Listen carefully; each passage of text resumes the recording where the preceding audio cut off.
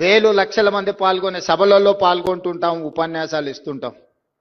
కానీ ఇక్కడ వేదిక మీద ఉన్న ఒక్కొక్కరు ఒక రకమైన చరిత్ర, అనుభవాలు, వయసు, అదేవిధంగా త్యాగాలు చేసిన వాళ్ళు ఇక్కడ పెద్దలు చాలామంది ఉన్నారు. ఇలాంటి వేదికల మీద మాట్లాడేటప్పుడు ఆచితూచి అంచనా వేసి మాట్లాడాల్సిన పరిస్థితులు. జస్టిస్ సుదర్శన్ రెడ్డి గారు నన్ను ఒక మాట అడిగినారు, ఎంత సమయం ఉందని. నేను ముఖ్యమంత్రిగా బాధ్యతలు చేపట్టినాక ఒక నిర్ణయం తీసుకున్నా. నాకంటే చిన్నవాళ్ళు ఉంటే సమయం నేను చెప్పాలి, నాకంటే పెద్దవాళ్ళు ఉంటే వాళ్ళు ఇచ్చిన సమయం అంతా కూర్చోవాలి అని. అందుకే మీరు ఎంతసేపు ఆదేశిస్తే నేను అంతసేపు ఉంటాను.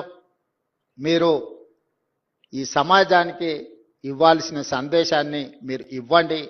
ఎందుకంటే ఈనాడ ఆ స్ఫూర్తి తగ్గుతా పోతా ఉంది.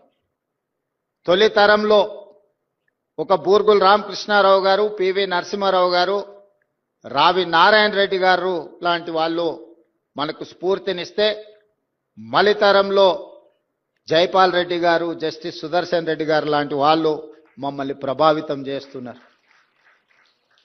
50 సంవత్సరాలు సుదీర్ఘకాలం శాసనసభ్యుడిగా, పార్లమెంట్ సభ్యుడిగా, రాజ్యసభ్యుడిగా, కేంద్ర మంత్రిగా, ఐఎన్పిఆర్ మంత్రిగా, వివిధ హోదాలలో పెట్రోలియం శాఖ మంత్రిగా, అర్బన్ డెవలప్మెంట్ మినిస్టర్గా, ఉత్తమ పార్లమెంటేరియన్గా, దక్షిణాది రాష్ట్రాలలోనే మొట్టమొదటి ఉత్తమ పార్లమెంటేరియన్గా రాణించిన జైపాల్ రెడ్డి గారు లాంటి వాళ్ళు, ఆ తరానికి సంబంధించిన జస్టిస్ సుదర్శన్ రెడ్డి గారు లాంటి వాళ్ళు ఈరోజు తెలంగాణ సమాజానికి ఒక స్ఫూర్తినిచ్చేవాళ్ళు.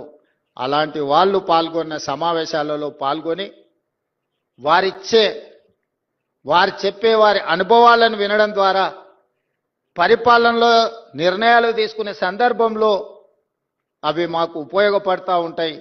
అందుకే ఇలాంటి సమావేశాలకు వచ్చినప్పుడు సమయంతో కొలవకుండా వాళ్ళ అనుభవం నుంచి ఏమైనా నేర్చుకుందామన్న ఆలోచనతోనే నేను ఈ సమావేశాలలో పాల్గొంటుంటా.